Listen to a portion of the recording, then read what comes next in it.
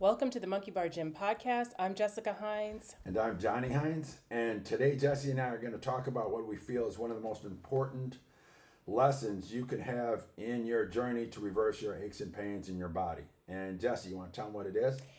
Yes, we actually have about 5 rules, but this is the very first one. This is golden rule number 1.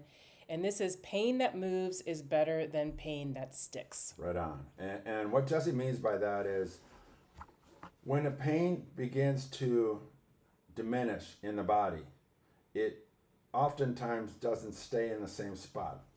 And I'm going to explain this and how I learned this lesson about 28 years ago when I started training with my mentor, Roger Ishins.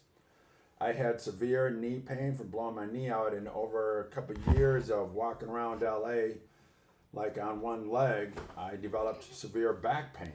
And so I had knee pain, I had back pain, it was constant. Then I moved back to Madison, I met Roger. He showed me his Ishins yoga and it reversed my pain. So I still had knee pain and back pain, but each day it started to get better and the pain went less and less and less. But what happened was over the journey from, so if you can think about like at level 0 of feeling great and level 10 is you're feeling fantastic. I was at like a level 0 when I met Roger. I slowly started to move to 1 to 2 to 3 over the course of each week. I got better and better. And my intention was to get to full health, no aches and pains.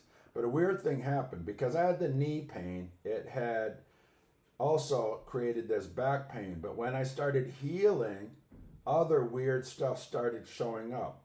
And I mentioned this to Roger. I was like, Roger, it seems like the more my knee and back pain diminish, all these other odd aches and pains are coming up. And I said to him, is this because those other aches and pains were maybe like at a level 2 out of 10 on pain, while my knee and back pain was like at a 10 out of 10 in pain for years? And when those things start to diminish, those other ones were always there. It's just that when you start diminishing your severe pains, your secondary or back burner pains sort of rise to the front burner. And that's why when we say pain that travels, so as one is diminishing, the other pains that were already existing, they might show up. So I said, is that natural where other aches and pains will start to show up in your healing process? And he said 100%. That's to be expected.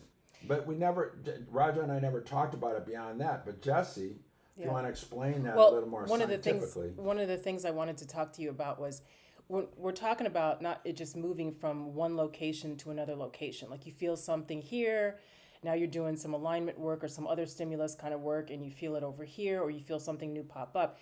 It's that, but it's also movement in its intensity and its frequency, and of course its location. So like if you can go back to that whole conversation that you had with Roger, now I can tell that it moved location. Yeah. Right? But did it also change in its intensity and its frequency? 100%. So the pain in my knee and my back was undulating, meaning some days worse, some days better, but always undulating in a positive direction. So if it was really painful every single week, it was less, but some days it would be, I'd feel it, some days way less, no pain. And in that process, though, I have these random, like, why does my shoulder hurt? Why does my mid back hurt? This is weird. My shin is killing me right now. This is weird. And all these weird things would pop up, and that's what you're talking about, right? Mm-hmm. Because you want to make sure that everybody, like, people understand what that is. Because when we have clients, there is a path that our clients and everybody travels through trying to get rid of some kind of discomfort, some kind of issue that they've got. And it's different for everybody, but the main thing that you want to focus on is it moving? So this is an important point we're stressing to you guys, because oftentimes, because if pain is going in a good direction, now some of you might resonate with this, people today are more impatient than years before. You might point a finger at yourself or somebody you know with that statement, but we lack the patience to see things through a lot more than years before. So if pain starts to diminish and then it pops up a little bit one day, people are, oh, this isn't working. Yeah. And that's actually movement. It's Yeah, and it movement moved in its for maybe- frequency and its intensity. Yeah, it's a movement. So that's okay. Yeah. That's okay. Right? It's the behavior of pain that is more important than the actual pain. What is it doing? Is it undulating? Okay. Is it, completely diminishing? Is it moving? Is it less sharp? Is it more dull, more achy than it was before? I mean, that is what you're looking for. And that is rule number one, meaning to stay on the path. So let me give you an analogy I think is a really great analogy. Okay. For those of you that have ever stood on a stability board or a wobble board of any type, when you're standing straight-legged, maybe let's say you're sort of stable, but let's say you're in pain. And the lower you squat on that board, the healthier your body is. But as soon as you start to squat, you start to go unstable, and the deeper you squat, you're more and more unstable. So that pain might rise, it might fall, but the overall pain is diminishing. And then at some point, it takes time. You have to stay on the board. You can't jump off the board because then you got to start over again. Mm-hmm. So you just stay on the board and you keep going lower, lower, lower, meaning less and less pain. And then also what happens after a while? You stabilize. You stabilize. And that's exactly what's happening. Isn't that a good analogy? I think it's a good analogy. So, but what it really means is that your body is adapting and it is unwinding these old patterns and peeling back layers. And we'll talk about layers here in a minute as well. But just so people know, because pain it's a subjective thing. Everybody has their own interpretation of it. Everybody puts their own meaning on their pain. And we never really truly know what that is. It's just for that person to know. But the thing that none of us wants is to experience it. People just we don't want pain. We're not looking for it. And so really all we want is for it to go away, regardless of the meaning you're putting on it. Right. But what happens when we start training our clients who are experiencing some kind of chronic pain that they seem not to be able to get rid of, the process of going through it and understanding what it's going to do is where people can lose it and start all over too quickly. Right. And that's called a pivot, right? Yeah, you pivot, and some people can pivot dramatically, but a pivot is for a very specific situation. And so this is another rule, but we'll jump to it anyway. When you want to do a pivot, it has to come from the pain is increasing, physical pain is increasing. Your emotions are increasing as far as fear and insecurity and uncertainty. Those are all inclining, basically. That's when you want to say, this is not a reassessment. This is a real hard, strong pivot. I got to move. I got to get out of this situation and do something completely different. And what I'm meaning, I guess I sort of said that without introducing what I was meaning there. Many people think, oh, I need to completely change because their pain is moving, so they pivot. But pain is moving is a good sign. Because like we said, your body's trying to stabilize. And if you get off that board, and I'm going to get on a different board, start all over again. And then you repeat this literally like yo-yo dieting. Mm-hmm. You keep trying to find the solution because you lack the patience to stay with it. Now, if pain is moving, you got to stick with it. Can there be adjustments to it? Like Jesse's going to talk about this in a second. But yeah, you got to pay attention. And the objective, like we always say to you guys, is you want to make sure that you're moving the needle in a positive direction. But since pain is undulating, some days good, some days bad, you got to understand that one thing. But pain moving is a good thing. Stay on the path. But sometimes you make these really small adjustments. But what we see oftentimes is because people lack patience so much, and I'm not saying just you guys, myself and occasionally my wife, we lack patience in following something. Even though it is generally working, instead of making minor adjustments, we pivot, make a big adjustment, and basically you're starting all over again. Yeah. So what we're talking about here today is, one, for you to identify if stuff is working a little bit and your pain is moving and you're feeling it in different places, those are good signs. Now, if you want to improve that process, then you got to listen really carefully to what parts maybe aren't moving so well, and do you modify that little part there, and then you're fine tuning the process, and then you keep paying attention. If that pain keeps moving, you're on the right path. But don't make a huge pivot and change things up dramatically. That's what we're Exactly, trying to say. exactly. Just stay on the path. And the reason why you want to stay on the path is because there are basically three different levels that you need to go through in order to eliminate the pain. And you cannot jump these levels. No, explain those to them. So the very first level is a superficial motor pattern. So, if we're doing something like a yoga pose like front warrior, and you get out of it and all of a sudden your knee pain or your back pain is reduced, this is superficial, right? And that's the very first layer. But it doesn't necessarily mean that it's gone to the second level yet, which is deep postural change. And it definitely doesn't mean that it's going to the very last level, which is an emotional change. And so it takes time for the body to understand that we're going through this process of layers. Probably doesn't take the body time to understand. It just takes time for it to adapt. It takes us time to understand that it has to go through these particular levels, and you cannot skip these levels. So go ahead, Johnny. I can tell. Would you say, sort of like getting strong? This is sort of like you have to be patient in order to get strong. 100%. We've said this at the gym for so many years. Patience takes strength, and strength takes patience. But also rewiring the body, being patient to not just be surface, but go levels 1, 2, 3 in making those changes in the body. It takes patience. Mm-hmm. And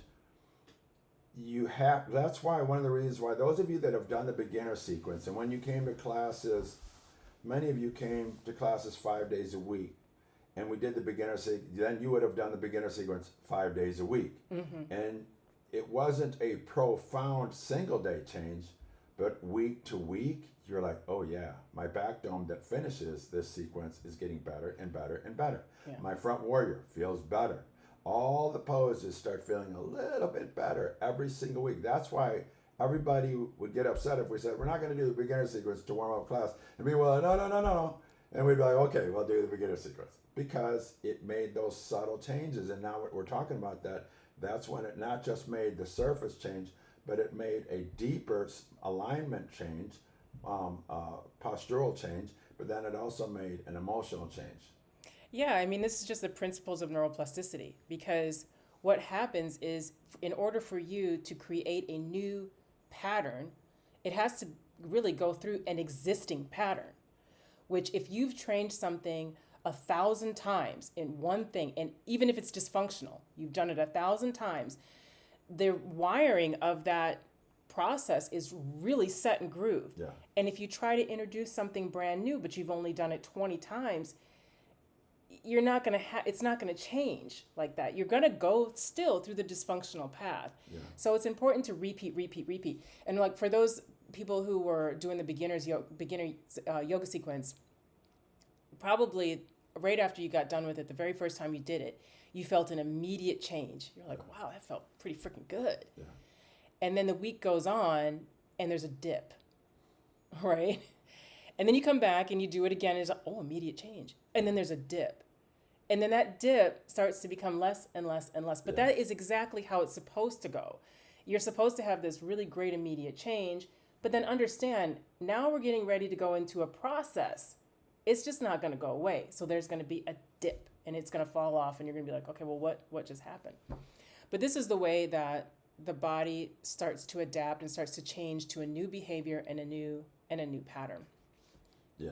So the important thing there's a couple points that we're trying to let you guys in on that we really want you to be aware of. One is, we repeated this, pain that moves is better than pain that stays. So as you're doing, and this happens with, if you're doing our base alignment work. If you're noticing these changes, the beginner sequence, our pairings, we set these all up for you to do work on a regular basis. Some of you have time to do a half-hour sequence. Some of you don't. You do a 5 to 10 minute pairing, which we have on our site. These all move the needle in a positive direction. You will notice improvement superficially right away, but then the more that you do it, you'll know it a deeper, you'll notice a postural change and then emotional changes down the road where you're like, I'm changing mentally because I'm getting balanced in every single aspect of these poses that I'm doing. That is what we're trying to get across. But the really important part, and this is emotional as well, is patience. Yeah. You have to, in order to feel like I'm in it, you have to gain the confidence. And I say this with my athletes all the time. We do stuff to create momentum. You don't want to jump. Like, for example, if you're in a strength training program, if we're doing 5 sets of 5 reps, and one day, like one of my basketball players just did this the other day. He did a set of 5. Second set, what does he do? He does 10 reps. And he went to failure on the objective of this movement was practice your form. Dial in your form, do perfect reps. I don't want any failed reps. Okay, because for him, it's all about strength and power. What did that knucklehead do? He goes to failure on a second rep. He got 10 reps. And then he looked at me and nodded like, yeah, I got 10 reps. And I said, you knucklehead, now, okay, smarty pants, you're going to do 10 reps perfect, no failed reps on your last round? And I said, okay, now, if you have any failed reps, I had to penalize him. So I said, if you do any failed reps, I'm going to make you do 50 diamond push-ups immediately afterwards. And he failed, of course, miserably. He couldn't even do his 10th rep, and he failed miserably. So what happens if a person does this, and he's young, and he's a college basketball player, and so the reason why I don't want them to do that is because I want momentum to happen. When you go to failure or you dramatically up your rep scheme one day because you just had, you slept perfect and everything like that, you jump your reps way up out of the pathway that you've been on, oftentimes the next time you come back, that previous workout was so high level that you can't improve upon it and you lose momentum. Mm-hmm. So one of the things that I always like to do with him is I pull the reins back a little bit because he's got a long off season. We want to maintain that momentum. And so as week to week to week goes, his confidence and his strength match. And they're going better and better every single week. And then after a month or two of that, his confidence is off the charts. And he knows we're going to hit our end goals for the off season. And it's when you are impatient and you go too much that then you fall backwards and now we're off track and now we got to start all over again. It's the exact same conversation we had with you guys 10 minutes ago, where if you lack the patience to stay on the path, so for those of you that do the beginner sequence or do some of our pairings, stick with it. Do it every single day or every other day, whatever your game plan is, so that you can create some momentum. If the pain is moving around, awesome. Great. Mm-hmm. Give yourself a pat on the back. Don't beat yourself up and go, this isn't working, and start all over again. Now, if you were doing those and you had a sharp pain, or you finish a set, the movement patterns, and it doesn't feel good at all, okay, then you got to make a pivot because you're probably not doing the pose right. So that's when you would talk to us and communicate with us. And that's where we coach you on it, modify your movement practice, and then dial you in. But the objective is, listen. If it's moving, you're grooving. If it's not, yeah, that's a time for ask your pro, and that's us, and then we're here to help you, and we truly want to help you. So the big word today, I guess, would be patience. Stick to it. Listen to your body. Yeah, and I do want to put something in here about how we experience pain and why it can be so prevalent. So our connective tissue, our fascia, is our largest sensory organ. So unlike what we were thinking that it was the skin, it's actually the connective tissue. And it's odd that the connective tissue has more nociceptors that are pain receptors or receptors that are connected to the sympathetic nervous system. They're not all connected to the parasympathetic nervous system. We're mostly geared to the sympathetic nervous system. We're mostly stuck in the fight, flight, or freeze on purpose. So when you hit something that is painful, and especially in the lower back has more nociceptors stuck in the sympathetic nervous system than anywhere else in the body. And that's why the back pain is such a topic.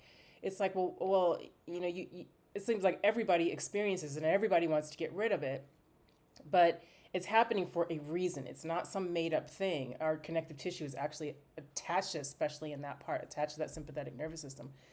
So if you're experiencing pain and then you do a movement, or then maybe later on you do it and then the pain comes someplace else, it freaks you out, but it freaks you out intentionally. It is designed to be that way. So just knowing that our connective tissue is more attached to the sympathetic nervous system, even for me, calms me down because it's doing its job. The connective tissue's purpose is to protect. Yeah. That's why it has so many pain receptors related to that sympathetic nervous system. It's there to protect you. It's always there to protect you. It's been there to protect you since birth.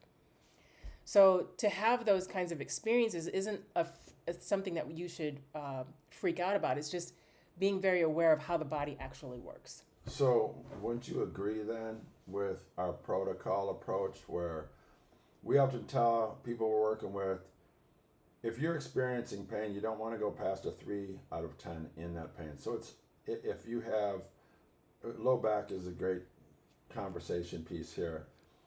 If you're doing prone mountain and you feel some pressure in your lower back, it's just very little. Is that a bad one? No, it as long as it doesn't escalate. Yeah. You sort of want to stay in it and sort of fix the position as best you can to diminish it if possible. So what is prone mountain? Oftentimes when we lift our torso or lift our legs, our lower back collapses. Mm-hmm. And that compression scares a lot of people. Okay? So the fix is brace your abdomen a little bit more. Squeeze your legs a little bit more. Push your knees into the floor. Work your tailbone towards your heels more. There's a gang of subtle fixes to the position that will actually put your lower back in a better position. Yes. And then, guess what we're going to say? Work it, work it, work it, work it. The thing about it is that the connective tissue holds on to emotion. If this pain has been chronic, if it's a long-term kind of pain, you most likely do have an emotion attached to it. It doesn't have to be this dramatic thing. It could be like, one day I bent down to pick up something off the floor and my back just cramped up and I was out for like a week. That's an emotion. It's like, okay, never bend down again. Never did. You know what I'm saying? It's just an emotion. It's just like, it doesn't have to be anything traumatic. It's just all of a sudden this shift from moving in one direction to another direction immediately. So it freaks you out. And so the tissue remembers it. It's got a super, super duper strong memory. So when you're in prone mountain and you have a collapse and you're like, immediately you freak out. It's doing exactly what it's supposed to do. It's telling you, warning, warning, warning. Yeah. But just knowing that, hey, I can get out of this position, especially if you have somebody who's taught you how to do it, like how we teach people how to get out of collapses in prone mountain, and it turns it off. That right there, and this is where I want to kind of ask you this question. When you have the ability to turn pain off in the movement itself, not by getting out of it, right, not by getting up and moving and like just getting away from the whole, not by pivoting dramatically, right? But by actually creating a different structure, and it takes the pain away. I don't even know what that does to the brain. I don't know if it's a faster pathway to healing, or like, does the brain accept it, or does it, you know what I'm saying? Like yeah. And I want to answer that very question. So we're using prone mountain as an example pose. Jesse set you guys up to understand no receptors in the back. if they're set up for fear or flight, you know, and anytime you activate your lumbar spine in extension, your lower back into extension, oh God, oh God. No, it's supposed to work, but your response has been scared, negative, fearful. So, in the start of this conversation today, we were talking about slight altercation if you feel like a part isn't going well in this path of healing aches and pains in your body. So if you're generally going the right direction, and then one of the poses, which it is in the beginner sequence, prone mountain, and you lift your torso too much and you collapse your lower back and you get scared, and you don't adjust in a favorable way, prone mountain is going to be a position you don't want to do. So what we always coach people, and like Jesse was leading into, stay in the pose, but fix it. Because what that's going to do to your brain, it's going to deepen your alignment, and then it's going to give you an emotional, like, I can do this. I am okay. So when you're in prone mountain, I'm going to give you guys an example right now of how to reverse this. And you all can do it whether you're driving a car or walking down maybe not walking down the street or riding your bike. You don't want to do this example here. I want you to look up to the ceiling. You don't want to do this driving a car either. No, all of those were wrong. All of those. So you only want to do this if you're seated. Okay? I want you to just look up to the ceiling and feel how your neck collapses. Mm-hmm. And then, okay, you got neck collapse. That's the exact same as lower back collapse in prone mountain. Right. The fix, tuck your chin like you're holding a tennis ball under your chin. Still try and look up to the ceiling, but hold that chin tuck. Mm-hmm. And you won't have that neck collapse. It's the exact same as prone mountain. Engage your abs, or engage your butt and your bellies, one of our favorite ones. Work the tailbone towards the heels. That will neutralize your lower back, and your lower back will still be lifting, but it won't be collapsed. And then your mind's going to be like, oh, okay, now I know how to do this, so I feel safe and strong, and now I have confidence in it. And I agree with all of this. I have to bring up some other things, because basically what we're talking about is going through those layers of the superficial to the deep posture to the emotional, right? And there's a part of me that questions going through the process too fast or too slow. And I don't really actually think those two things exist. It's whatever that person experiences. But I have noticed that there are some times when I'm working with a client that there is an emotional response to just being in a pose, that there are parts of me that feel like it's just too soon to have this emotional response. And the reason why I'm saying that is because have we really, really gone through the layers?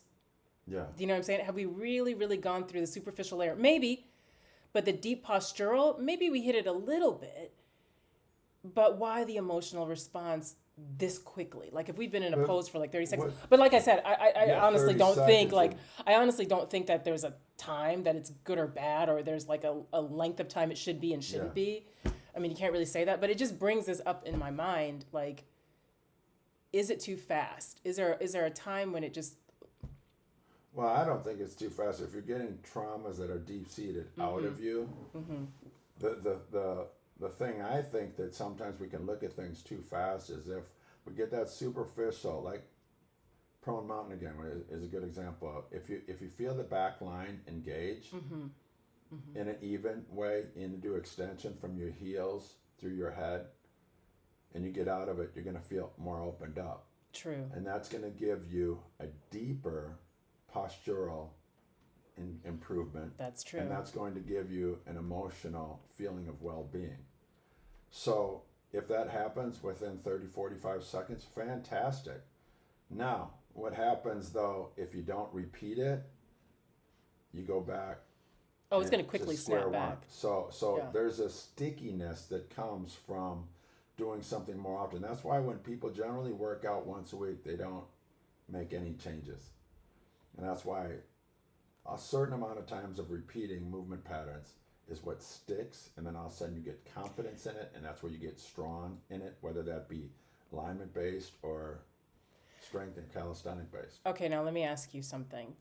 Hypothetically, this is just like your opinion or a hypothetical opinion on if this works. Okay, so let's say we're trying to really change the body, superficial, deep, emotional, and we have two options. One is static stretching, another one is active alignment.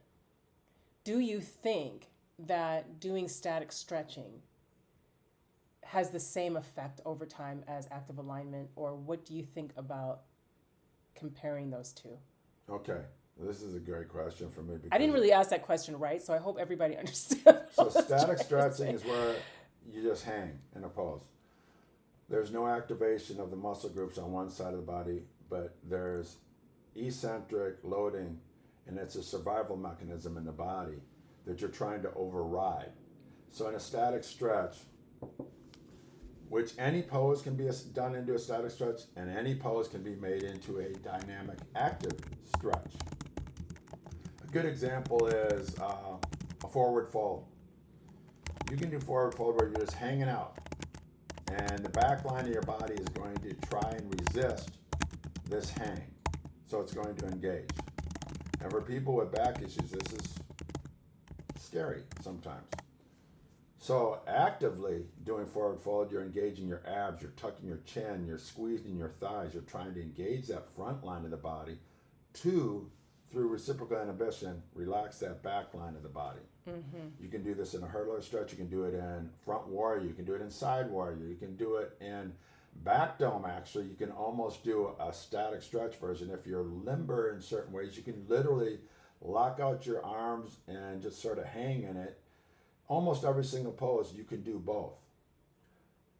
I have, through my life as a strength coach, a yogi, I've experimented with static stretching for months at a time sometimes, and I always keep coming back to activation and a reciprocal relationship is way healthier than a static one. And I say this because you're teaching the one side to engage, and you're teaching the other side to relax. And when you reciprocally do this, and we do this with intention in our pairings, right, you get blood flow and nerve flow through the body. When you do static only, the front one side of the body is not engaging, it's turned off. The other side of the body, for example, on a forward fold, the other side of the body is trying to turn on to prevent you injuring yourself. It's this same prevention as like, and I've said this before when we've spoken, like when you fall asleep, if you're in a really boring lecture and you just nod off and you fall asleep, your head bounces back up. Your head doesn't drop and stay there. It drops to your chest and then pops back up. That's because your body's natural response is to protect itself from a hard stretch. That's what your body does when you do static stretching. Most yogas are static stretching based.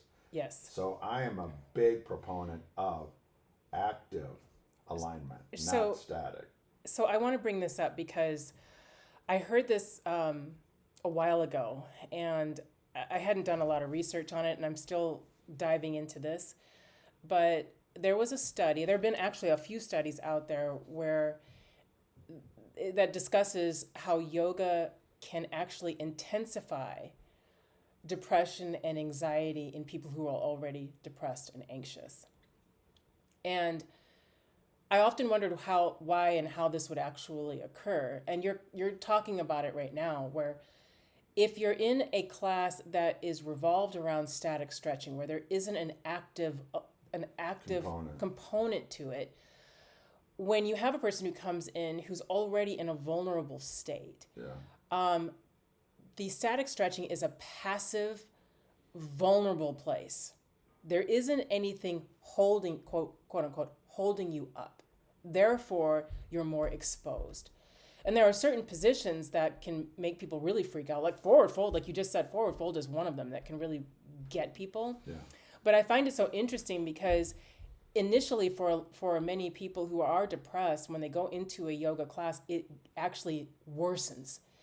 And maybe over time it'll lessen, but it's another way of dealing with, are you actually on the right path or not? Is is this actually changing in its intensity? Are you getting better? And I don't know. I just find it quite interesting that we don't really discuss that part of it, like, okay, the comparison of static stretching versus active alignment and how this can really, really affect your emotions. There's a lot going into what you just said, hon. I couldn't agree more. And one of the things that I said is you get this reciprocal relationship. You get the activation of the one side of the body and the relaxation of the other side of the body. And then what you and I do, which is unique to how we teach, is we do an opposite movement pattern.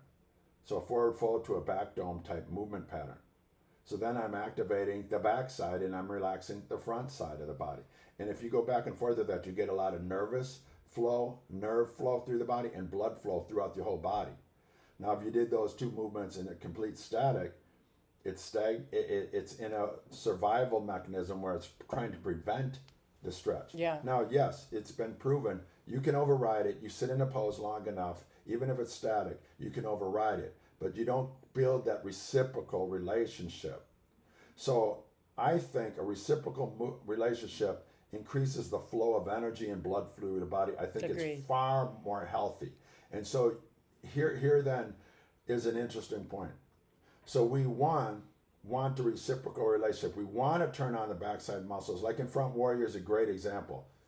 Front Warrior is activating. To do Front Warrior, it's a lunge. A lunge is thighs and butt oftentimes, right? But yet, what are we trying to activate? Extensors. In a Front Warrior pose where you have a split stance like that, you can massively open up tight hips. Mm-hmm. But yet in a lunge, you'd oftentimes think, no, this is working the hips, hip flexors, etc., like that. Right. But the way that we want to do it, it's reciprocal, so it opens. Switch sides, it opens. It's a powerful movement pattern. Now, with that said, I want to transition to the next point, which we see is prevalent today. So what we do is we do an isometric pose that through reciprocal inhibition wakes up the nerve flow and the blood flow through the body. I think that's super healthy for mind, body, spirit. Then we transition from isometric. We usually like to keep our clients in it for 4 to 6 weeks. It depends on their relationship with their pain, for sure. Depends on where they're at. And then we transition to micro reps. Mm-hmm. So micro reps are maybe 1 to 2 inch reps. And if they're still doing healthy there, if they still feel we're moving the needle in the right direction, and then we're doing reciprocal pairing type movement patterns, the needle moves like crazy. But then you work to mid-range reps and you begin the strengthening of the muscles at a higher level. Now, what we see in contrast to this, it's in spades out there right now, is just mobility training. So what Jesse and I often talk about is, okay, why is mobility training, when oftentimes when people do it, it doesn't work? Mm-hmm. Is I feel like one of the things that we were discussing earlier, you can't go too fast. And when we have done this, and we've been doing this for damn near 28 years, you have to find the weak link first. Because if a person's in a posture and they don't expose the weak link, what do you think you guys are going to do, and what do? We bypass it. Because let's say if Susie has a bad left knee and we say, okay, squat to the ground and move your knees left to right, she's not going to put her weight even left on her knees. She's going to favor that left knee. She's going to move to her right. And then she's going to do compensation type movement patterns if she's doing mobility drills. So what we always do is you go backwards until the position is an isometric position that will, in balance and with proper alignment, activate the weak links in that movement. Then you have to stay there and be patient. And I think what we often misunderstand is that if the body can no longer move in a forward-backward direction the way that it's intended to, it creates more spin in the body. Yeah. And so not that the body cannot spin, it can spin, and I think I've talked about this in the last one, it's supposed to spin, the muscles spin, but there's excessive spin if the muscle cannot move in its original pattern. Then there's a spinning, which is the compensation. When we go into a lot of mobility training, a lot of it is spinning. let's get in Yeah. kneeling table and then take our right arm and put it underneath our left arm and then take Yeah. it out and spin and rotate. And this is not that this is bad, but the problem is that if you're getting somebody who is in overspinning, which the majority of us are in some form or fashion, some place, Yeah. you must get rid of the spin first. It must be identified in order to get through the process a little bit more, more clear and easier. So this is why, I don't want to poo-poo on mobility training. I think mobility training is absolutely stellar. I think it's great. But if a person has is its doing place. it has its place. And if a person is doing it to get rid of pain, this may be an issue because it might move that pain into a different spot and intensify it and increase it. And then your thing is going to be, oh, it's the mobility training that hurt me. No, no, no. It's not that. It's you. It's not the mobility training necessarily. It's you. And so being really aware of like if you do have some kind of shoulder pain, knee pain, hip pain, whatever it is, I don't think your best form of action, and this is just my opinion, is to go into mobility training. I think your best form of action is to go into an isometric training and especially like with what we're doing is a recoil. We have reciprocal movements, right? Close, open, close, open. It's creating a very subtle recoil and rebound of the tissue, which is what the tissue wants to do. It wants to rebound. Yeah. And so first, let's get into places where you're in an isometric hold, but at the same time, you're playing around with recoil. And you keep doing it, and you keep doing it. And then all of a sudden, the pain starts to dissipate. Now we can do micro movements, which is more recoil, but still using reciprocal inhibition. Yeah. And then we move into mid-range. And then again, adding more recoil. It's like when we go back to that guy who we're always talking about, the blue zone guy who's like, he's like 125 years old. And he's like, you must have speed. Yeah. It's like, yeah, the body has to rebound. But then you look at that old Carl Lewis ad where speed without stability Ooh, is with dang- it, is a when he's dangerous he's thing. running in those When high he had heels. the high heel shoes Oh, on, he was in a yeah, what a starter great- position. And Yeah. the camera panned from his That- hands back to his feet, and he had high heel shoes on. And they said, speed without stability is a dangerous What a thing. powerful But ad. it's right on for what Yeah. we're talking about here. Mm-hmm. So think about the aches and pains that you have. Think about the different paths that you've been on to heal these pains. And now think back, did the pain move or did the pain stay in Right. the same spot? So what we're Or did you offering even guys give it and a what we're- chance? Or did you even give a chance to even figure that out? Exactly. Exactly. And if you didn't give it a chance, something you need to think about. If the pain is static, you gotta think about, okay, it's not moving. Am I doing anything to elicit the weak links to activate them? Yes or no? Is then the pain starting to move? That's a good thing. Mm-hmm. Stick with it. Okay, and stay on the path. And then if you feel like one of the positions you're doing isn't moving the needle in a positive direction, ask. That's where expert advice is helpful, and we're here to help you guys. So we really want you to reach out and think about your aches and pains. Think about these, and if it's going in a good direction, stay on the path. Stay on the path like crazy and get momentum. Then, after a while, be patient. 4 to 6 weeks, staying in the same movement pattern, and instead of making more reps or doing it for longer time, do it better. Can you do it more? One of the things Roger taught me that was one of the best lessons for me is, Johnny, one, stop biting your tongue so much while you're doing a pose, because that's not how this is done. And two, because I came from an athlete perspective, I thought harder is better. But for me, Roger said, subtler is better. So for some of you out there, harder would be better. For some of you that are more like, you lifted weights heavy your whole life, subtle is better. For those of you that are more like, come from a Gumby or a dancer background where doing a splits and back them and stuff is easy, harder might be better. So loading the body up properly, maintaining alignment still in both cases, but challenging the movement patterns with load or subtle movement, that's your way. It probably would work great for you. But The thing is, you got to listen. Am I on a good path? And if you are, stick with the path. And if you get confused, ask for help, but stick with it because it's working. And these little things, like each week, we're going to talk about, like, one rule today. Hopefully you guys remember, if pain moves, that's good. If pain stays, you need to pivot, and you need to pivot hard. yeah. So again, our rule here, this is a golden rule number 1, is that pain that moves is better than pain that sticks. And you can kind of look at these things. I'll give you like 3 little small points before we head out. Is like, as one restriction unwinds, another may surface temporarily. Yeah. This is movement. As one area becomes stable, another old instability might wake up and protest. But this is still movement. This is exactly Yes. what you experienced Yeah. with that release. As new movement patterns form, old ones try to cling, sometimes loudly and painfully, before they release. Yeah. So just know that, guys. And we are talking from, this is, what is that phrase that says, I eat what is that? I preach what I, I can't remember what. I eat what I preach. What? Where are you going?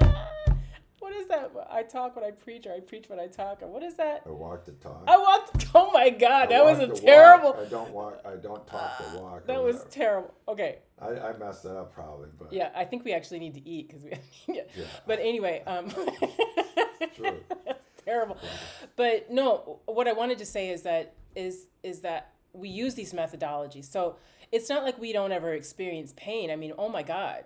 Yeah. With the training that we've done over the years, with the injuries that we've had over the years, with the things that have popped up over the years, with the rough patches that everybody goes through. I mean, our last couple of years were rough with family and so many deaths in the family and so much. It was just incredible.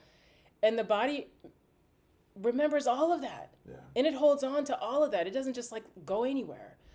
And so you're doing a squat one day and all of a sudden you're like, what the hell? Why does my hip feel like this? Or you're doing a military press and you're like, what the hell? Why does my shoulder feel like this?